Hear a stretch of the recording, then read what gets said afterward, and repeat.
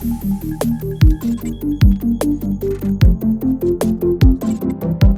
right. How would you describe the overall situation with e-invoicing in Finland at the moment?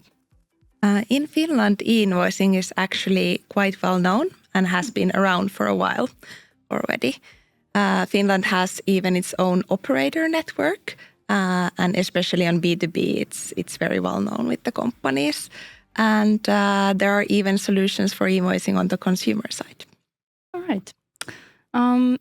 What about like the unique characteristics of the Finnish e-invoicing landscape? Like, are there any specific formats or mandates that are very important in Finland?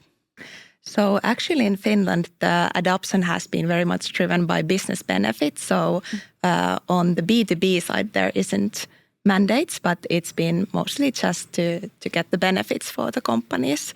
On B2G side, there is a public sector mandate. So on the public sector, from 2020, it's been mandatory to use e-invoicing. All right. And what about the formats? Were there like I've heard that there's a specific format in the Finnish market, right? In use? Yes. So in Finland, there are two main specific formats. We have Finvoice and TEAPPS, and then also Peppol is around in Finland. But I would say that those own national formats are the ones that are ruling the market at the moment. Yeah. Is that that's probably mainly due to the Finnish operator network, right? That has been kind of the dominating force in the Finnish e-invoicing space, right? Yeah, exactly. And of course, over the time, those formats had gotten some specific characteristic that maybe the common ones don't like Peppol have that much. So there are own things for insurance, for example, and then also for B2C side. One thing in Finland is that those formats, they are not as strictly validated as, for example, these Peppol formats. So it might impact the data quality as well. So there are good sides of having those own formats, but then again, there are also some downsides. Yeah. You mentioned that the business benefits are the ones that have been kind of driving the e-invoicing adoption in Finland. Could you mention maybe a few of those business benefits? Yeah, well, I think overall, if you think about e-invoicing compared to PDFs and papers, it's just about getting so much better data and better quality. And of course, with the invoicing, we're not talking about PDFs, but we are talking about those XMLs. So data is in structured format. And what that means is that you can just automate the processing so much more. Of course, those networks are also more secure. And it's just about saving time and money, even the environment a bit. Yeah.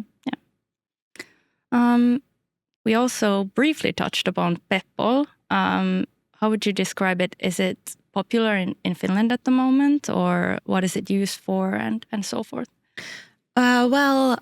Finland has its own Peppol authority, and the public side has adopted Peppol since 2024. And there's this EN legislation that has been driving it. So, but Finland actually decided that rather than adopting the EN formats like Peppol-BIS, they made own adoptions of these national formats. And I think kind of that there has been such a strong operator network and kind of infrastructure for e-invoicing has maybe been like slowing down the adoption of Peppol a bit. There is definitely movement towards there. Also on the ordering side. So there are things that on the public tendering side, the Peppol orders would be the way to go. So maybe that's also going to drive the adoption in the e-invoicing side. So I saw something about buyers actually being able to demand certain types of invoices in Finland. So could you maybe tell us a bit more about that? Yeah, so there is the regulation on EN compliant invoices, and that comes from the standard and having certain fields. So if the buyer is big enough, their turnover is over 10,000 euros, they could actually demand that the invoice complies with these different validation rules. But the thing is that although this is in legislation, in practice there isn't that many cases. So there hasn't been a court case where someone has demanded an invoice like that. But legislation like that exists. And the idea is just that to give the companies tools to make sure that the invoices they are getting is good enough quality. Yeah.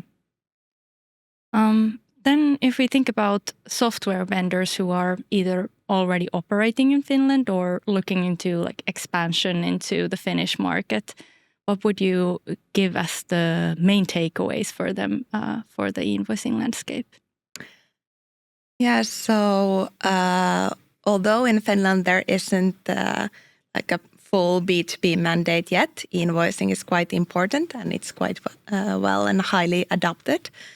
So it's important that you support those different key formats, Finvoice, TEAPPS and Peppol. Also, it's good to know that on the consumer side, you can really get a lot of automation benefits by using e-invoicing. And in Finland, maybe also it's good to know that there are a lot of players who offer this as a service. So that's the kind of market standard way of doing things. So if we think about kind of going to the future of the Finnish e-invoicing landscape, would you say that Peppol is definitely going to be a more prominent part there as well? I don't have a crystal ball, but if I would have to guess, I would say yes. There are certain benefits coming from the Peppol, and it's been growing popularity. And of course, with VIDA and all of the legislation in Europe and the cross-border traffic, I think it's coming. But with what pace? That's a good question. Yeah.